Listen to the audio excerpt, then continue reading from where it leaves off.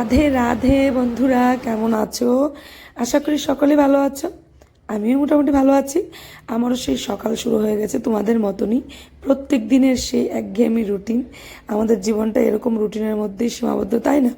এরই মধ্যে আমরা একটু মাঝে মধ্যে খুশি খুঁজে নেওয়ার চেষ্টা করি, এদিক সেদিক একটু ঘোরাফেরা করে। ছোট ছোট খুশিগুলি পেলেই আমরা খুশি হয়ে যাই।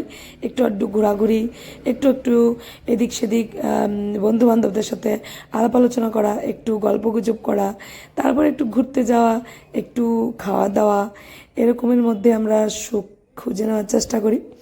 সকালবেলা আজকে না ম্যাগি করবো ভাবছিলাম। কেন বলো তো? ম্যাগি আমি সকালবেলা করে থাকি না, তবে এটার মধ্যে একটা কাহিনী আছে, শোনো। আমি কয়েকদিন আগে না কন্টিনিউ সকালবেলা ব্রেকফাস্ট আমি পোহা তৈরি করছিলাম, চিড়ের পোলাও, যেটাকে বাংলাতে বলি আমরা, হিন্দিতে পোহাই তো বলে। তো তোমরা একটু জানাবে কি বলে। তো চিড়ের পোলাওটা তৈরি করছিলাম। তবে আমার হাজব্যান্ড চিড়ের পোলাওটা কিভাবে খেতে ভালোবাসে জানো? এই যে চিড়েটাকে যে আমি ফ্রাই করব, তবে এটার মধ্যে না এই ম্যাগি মশলাটা দিলে ও খুব খেতে ভালোবাসে। আর দেখছিলাম আমি যে ম্যাগি মশলাটা দিলে আমার ছেলে মেয়েও খেতে ভালোবাসে। তো আমি কি করছি, এই কয়েকদিন না প্রচুর পরিমাণে ম্যাগি আনা হয়েছে আমার ঘরে। 10-12 প্যাকেট তো ছিলই। তো এই প্রত্যেকটা প্যাকেট থেকে আমি এই চিড়ের পোলাওয়ার মধ্যে চিড়ের বাদাম দিয়ে, পেঁয়াজ একটু কুচি করে দিয়ে যে ভাজাটা করছিলাম, চিনি একটু, লবণ একটু দিয়ে, তো এটার মধ্যে আমি বরাবরই ম্যাগি মশলাটা দিয়ে দিয়ে ম্যাগিগুলো থেকে সমস্ত মশলা শেষ করে দিয়েছি। আর ম্যাগিগুলো পড়ে আছে। একটু ম্যাগিটা রেডি করে দেবে। এই ম্যাগিগুলি কি করব, তাই আজকে ভাবছি যে ম্যাগিগুলি কি করা যায়। নিরামিষ ম্যাগি, আমাদের নিরামিষ চলছে, এই জন্য একটু সস টস দিয়ে দিতে হবে। এই হলো সোনার ব্রেকফাস্ট আজকে। হ্যাঁ এসো সোনা, কি খুশি ব্রেকফাস্ট যে পেয়েছ? তো এই ম্যাগি তো প্রথমে ব্রেকফাস্ট দিয়ে দিলাম, তবে ম্যাগি কিন্তু মশলা ছাড়া ছিল, কারণ এটার মধ্যে ম্যাগিগুলির মশলা নেই। তবে মশলা দেবো কোত্থেকে বলো তো? তো আমি কি করেছি, এখানে একটু চিকেন মশলা ছিল।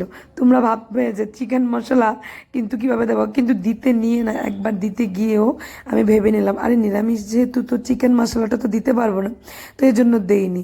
তো এটার সঙ্গে কিছু গাজর আলু ফ্রাই করে দিয়ে দিলাম, বাস। ম্যাগিটাকে আলাদা একটু গরম জলে একটু ভিজিয়ে রেখেছিলাম, বেশিক্ষণ না, 2 মিনিট কিংবা 1 মিনিট ভিজিয়ে নিলে ম্যাগিটা কিন্তু সফট হয়ে যায়। তো এইভাবেই করে দিয়েছি ওদেরকেও। তো সকালবেলা ব্রেকফাস্ট আজকে হয়ে গেল এই যে গাজর আলু দিয়ে ম্যাগি। তবে হ্যাঁ, এই ম্যাগিটা কিন্তু আমার হাজব্যান্ড খাবে না। উনি আবার নাক উপরে তুলে নেবেন। উনার আবার এরকম ম্যাগি হলে হবে না, উনার ম্যাগি লাগবে কিন্তু পেঁয়াজ দিতে হবে, সস দিতে হবে, ম্যাগি মশলা তো অবশ্যই দিতে হবে, সঙ্গে কিন্তু ডিম দিতে হবে, ডিম ঝুরি করে দিতে হবে। তো আমাদের আবার তেমনটা খাওয়া দাওয়ার এত কি বলবো, এত পরিপাটি নেই, কোনো রকম একটু আড্ডু হলেই হয়।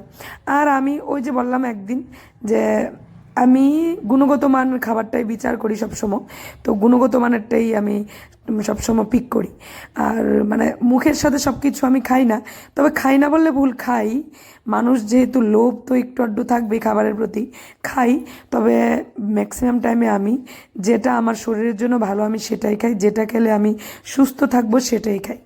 তো চলো, এদিকে মেয়ে স্কুলে যাবে, মেয়ের জন্য দেখো চুলটা বেঁধে দিচ্ছি। আর এ বাচ্চাটা এখনও চুল বাঁধতে পারে না, বড় হয়ে গেছে। তবে আমার মেয়ে বাঁধতে পারে না, এর পেছনে অনেক কিছুই পারে না, অনেক কারণ আছে। তো কখনো আমি শেয়ার করতে চাই না এই ব্যাপারগুলো। যদি তোমরা কখনো জিজ্ঞাসা করো তাহলে আমি শেয়ার করবো অবশ্যই। তো যাক, এই কথা তুলে লাভ নেই। তো ও এখন স্কুলে যাবে, আর ছেলেও স্কুলে যাবে। তো দুজনকেই রেডি করে নিচ্ছি। এদিক দিয়ে দেখো, সরি, ছেলেকে স্কুলে পাঠাইনি, তো মেয়েকেই রেডি করে দিচ্ছি। মেয়ে আমার একদম বরাবরই লক্ষ্মী মেয়ে, খাওয়া দাওয়া নিয়ে কোনো যন্ত্রণা নেই। এই যে মাছ মাংস এসবের প্রতি ওর কোনো শখ আহ্লাদ নেই, লোভও নেই। শুটকি তো বাদের খাতায়। তো ওর জন্য একটু ডিম, আলু, সয়াবিন, পনির এইসব করলেই ও খাওয়া দাওয়া করে নেয়। আর আজকে তো দেখলেই ম্যাগি খেয়ে স্কুলে চলে গেছে, তো তেমনটা কোনো চাপ নেই, বাস প্রেশার নেই। আর এদিকে ছেলেকে যেহেতু স্কুলে পাঠায়নি, তো ছেলেকে নিয়ে চলে এলাম ছাদে। কাপড় চোপড়ের অবস্থা দেখতে পাচ্ছ। ইদানিং আমার প্রত্যেক দিনের একটা চাকরি হয়ে গেছে, কি বলতো, প্রত্যেকটা দিন মাধব স্কুল থেকে আসলে ওর স্কুল ড্রেস ধুয়ে দিতে হয়। সবগুলি না ধুলেও শার্ট কিন্তু ধুতে হয়। এত ময়লা, এত নোংরা করে আনে না, তো প্রত্যেক দিন আমার ধুয়ে দিতে হচ্ছে। তো ভাবছি ওর জন্য 2 সেট করে নেব, তাহলে 1 সেট আজকে পরে গেলে কাল আর 1 সেট ধুয়ে দিতে পারবো, তো সমস্যা হবে না। মানে ওই যে সকাল স্কুল থেকে আসার পরই তাড়াহুড়ো করে স্কুল ড্রেসগুলো ধুতে হয়, ওই প্রেশারটা আর থাকবে না এরকম 2 সেট নিয়ে আসলে। আর বাচ্চাদেরকে 2 সেট দিলেই আমি মনে করি ভালো হয়, কারণ বাচ্চারা তো নোংরা করেই ফেলবে, স্বাভাবিকভাবেই নোংরা করে ফেলে ওরা। তো স্নানটাও একটু দেরিতেই করিয়েছিলাম, দেখতে পাচ্ছ গরম কিন্তু প্রচণ্ড ছিল, তো স্নান করে নিয়ে এসেছি। আর ছেলেকে একটু লেট করে স্নান করালাম আজকে, মেয়েকে ওই দিক দিয়ে রেডি করে খাইয়ে দাইয়ে রেডি করে স্কুলে পাঠিয়ে তারপর ছেলেকে ধরলাম। মানে একের পর এক আমার রুটিন শুরু, এটা শেষ হলে আবার হাজব্যান্ড আসবে, ওকে খাওয়া দাওয়া দাও। যদিও ওর ব্রেকফাস্টটা তেমন কোনো বালাই নেই, ব্রেকফাস্ট আমার হাজব্যান্ডের ব্রেকফাস্টটা অনেক সময় স্কিপ করে নেয়, কিন্তু আমি বলি যে ব্রেকফাস্টটা স্কিপ করবে না, ওটা করা ভালো না। পুড়িয়ে পেস্ট করে নেব সর্ষে আর নারকেলটা, তো চলো করে নিই। আর বাইরে একটু ওয়েদারটা একটু বৃষ্টি বৃষ্টি ভাব করছে, জানি না বৃষ্টি আসবে কিনা, কিন্তু একদম থমথমে বাতাস টাতাসটা একটু কম। তো চলো তো ছাদে কাপড় মেলতে গিয়ে দেখে এলাম যে আকাশে এত রোদ ছিল, এত রোদ, মানে তাকানো যাচ্ছিল না। কিন্তু কিছুক্ষণ পরে 15-20 মিনিট পরে একটু মেঘাচ্ছন্ন করে নিল আকাশটা, ক্লাউডি ক্লাউডি দেখছি। তো দেখে না মনটা ভরে গেল, বৃষ্টি আসার সম্ভাবনা আছে মনে হয়, তো ভালো লাগছিল। তো তোমাদেরকে তো বললাম ওই যে একটু পেস্ট করতে হবে, বাটাবাটি আর আজকে করবো না, তো একটু নারকেল শসা টসাগুলো একটু পেস্ট করে নেব, কারণ ওই যে বললাম চাল কুমড়া পুরো রান্না করব। আর আমার ঘরে এটা সবাই ভালোবাসে, তো এটাই করে থাকি। আসলে কি বলতো, আমার ঘরে মানে খাওয়া দাওয়া নিয়ে আমার হাজব্যান্ডের অনেক মানে কি বলবো, মানে একটু বায়না আছে। তো ওর খাওয়া দাওয়াটাই হলো মেইন আমাদের, মানে ওর খাওয়ার কথা চিন্তা করে আমাদের ঘরে রান্না হয়। আর বাচ্চাদের তো বললামই কোনো প্রেশার নেই, বাচ্চাদের ওই যে একটু ডিম, সয়াবিন, পনির, আলু এসব দিলে হয়ে যায়। ডালটা একটা আমার ঘরে কমন।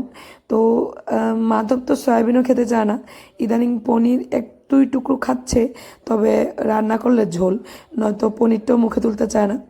তো ওর জন্য ডিমটাই রান্না করে, কিন্তু আজকে বলো তো কি, আজকে কিন্তু নিরামিষ। তো নিরামিষ যেহেতু ডিম তো রান্না করতে পারবো না, তাই না? তো চলো রেডি করে নিয়েছি সমস্ত কিছু, এখন তোমাদের সাথে দেখাই। দেখো এই যে মশলাটা পেস্ট করে, মশলা বলতে এখানে নারকেল, সর্ষে, কাঁচা লঙ্কা পুর ভরে নেবো। এখন কি করতেছো মা? চাল কুমড়া বুট তৈরি করছি। তারপরে তুমি আজকে পুরগুলি খুব বড় হয়ে গেছে না, এটাই ভালো হয়েছে, অনেকটা জায়গা লাগবে। দেখতে সুন্দর হয়েছে।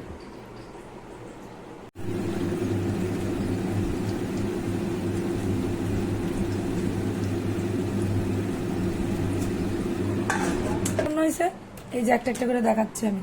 ডাল শুকনা, ডাল শুকনা, আমার ছেলে ভালোবাসে। কুমড়ে ঢেঁড়সে ভাজা, এরপরে ডাল চাল কুমড়া দিয়ে। এই দেখো, এটা তো মটর ডাল, মটর ডাল অনেকখানি হয়েছে মটর ডালটা না? ঠিক আছে, মিশ ভালো লাগে না, আবার পরে মিস করুন এই খাওয়াগুলি।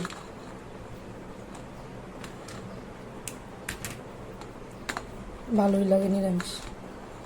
রান্না তো শেষ, তোমরা দেখতেই পেলে। তবে ওভেনের মধ্যে এখনো, গ্যাস ওভেনে এখনো চাল কুমড়ো পুরগুলো হচ্ছে, দেখিয়ে দিলাম তোমাদেরকে। একদম লো ফ্লেমে এটাকে ঢেকে ঢেকে করতে হয়, একদম তুলতুলে সফট তুলার মতন হয়ে যায় চাল কুমড়াগুলো।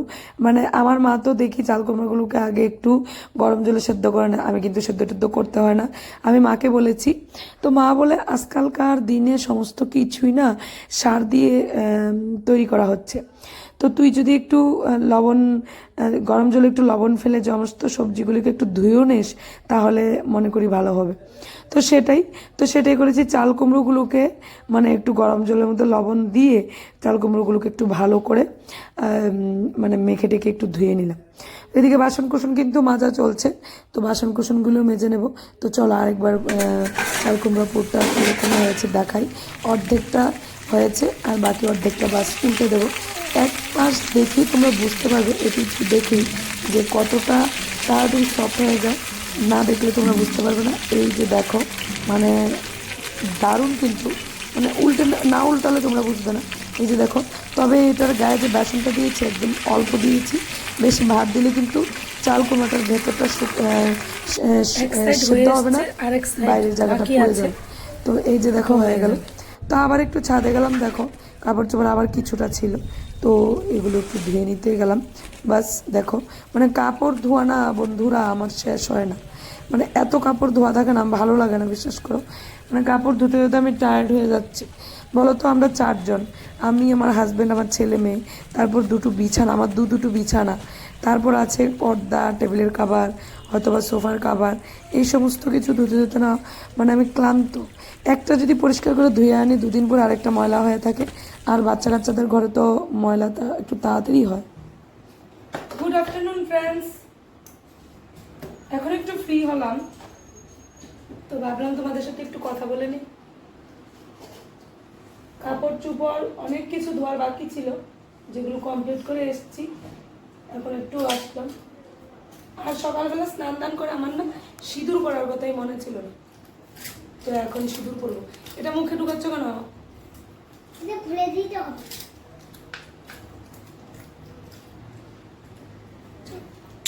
যাও, তো এখন একটু সিঁদুর পরবো। আর একটু আগে মাত্র দেখেছিলাম যে বাইরে একটা মেঘলা মেঘলা ভাব, বৃষ্টি আসবে আসবে ভাব, কিন্তু এখনই আবার সেই রোদ মামা, মানে সূর্য মামা মাথা ঝাড়া দিয়ে উঠে গেল। খেয়ে ফেলেছে। মাধব আজকে স্কুলে যায়নি, শোনাই গেছে স্কুলে।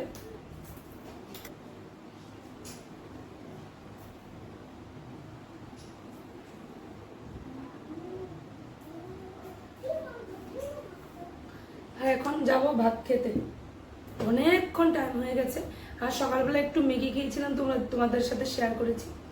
এখন খিদে লেগে গেছে। আসলে কি বলতো, ওই যে 12:30 1টা বেজে গেলে আমার খিদে লেগে যায়, আর এখন বেজে গেছে 1টা। তো 1টা বেজে গেছে মানে আমার খিদে লেগে গেছে, 1টা বেজে গেছে মানে খিদে লেগে গেছে। তো এখন যাব ভাত খাবো। তো বন্ধুরা, বলেছি যে দুপুরবেলা খাওয়া তোমাদের সাথে শেয়ার করবো।